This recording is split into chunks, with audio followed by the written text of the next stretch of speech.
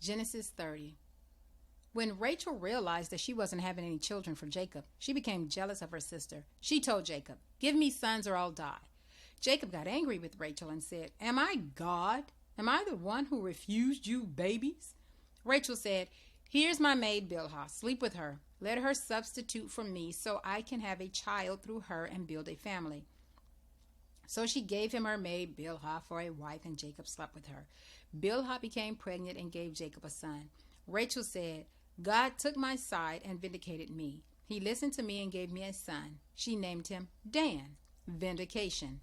Rachel's maid Bilhah became pregnant again and gave Jacob a second son. Rachel said, "I've been in all-out fight with my sister, and I've won." So she named him Naphtali, fight. When Leah saw that she wasn't having any more children, she gave her maid Zilpah to Jacob for a wife. Zilpah had a son for Jacob. Leah said, "How fortunate!" And she named him Gad, lucky. When Leah's maid Zilpah had a second son for Jacob, Leah said, "A happy day. The women will congratulate me in my happiness." So she named him Asher, happy. One day during the wheat harvest, Reuben found some mandrakes in the field and brought them home to his mother, Leah. Rachel asked Leah, "Could I please have some of your son's mandrakes?" Leah said, "Wasn't it enough that you got my husband away from me, and now you also want my son's mandrakes?"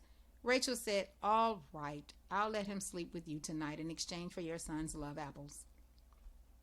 When Jacob came home that evening from the fields, Leah was there to meet him. "Sleep with me tonight. I've bartered my son's mandrakes for a night with you." So he slept with her that night. God listened to Leah. She became pregnant and gave Jacob a fifth son. She said, "God rewarded me for giving my maid to my husband." She named him Issachar, bartered. Leah became pregnant yet again and gave Jacob a sixth son, saying, "God has given me a great gift. This time my husband will honor me with gifts. I've given him 6 sons. She named him Zebulun, honor. Last of all, she had a daughter and named her Dinah. And then God remembered Rachel. God listened to her and opened her womb. She became pregnant and had a son. She said, "God has taken away my humiliation." She named him Joseph, add, praying, "May God add yet another son to me." After Rachel had Joseph, Jacob spoke to Laban, "Let me go back home. Give me my wives and children for whom I've served you. You know how hard I've worked for you." Laban said, "If you please, I have learned through divine inquiry that God has blessed me because of you." He went on, "So name your wages. I'll pay you." Jacob replied, "You know well what my work was meant to you and how your livestock has flourished under my care. The little you had when I arrived has increased greatly. Everything I did resulted in blessing for you. Isn't it about that time I do something for my own family?" "So what should I pay you?" Jacob said. "You don't have to pay me a thing. But how about this? I will go back to pasture and care for your flocks. Go through your entire flock today and take out every speckled and spotted sheep, every dark-colored lamb, every spotted or speckled goat.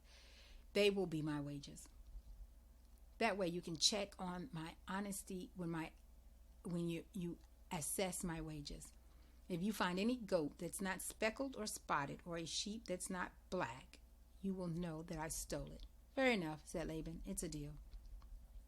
But that very day, Laban removed all the mottled and spotted billy goats and all the speckled and spotted nanny goats, every animal that had even a touch of white on it, plus all the black sheep, and placed them under the care of his sons.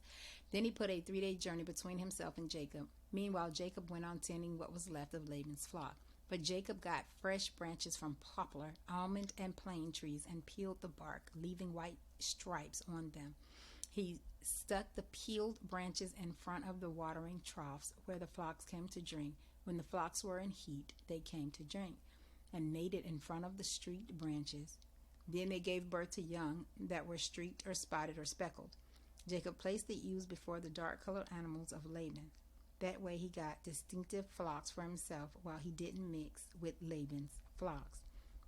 And when the sturdier animals were mating, Jacob placed branches at the troughs in view of the animals so that they mated in front of the branches. But he wouldn't set up the branches before the feebler animals.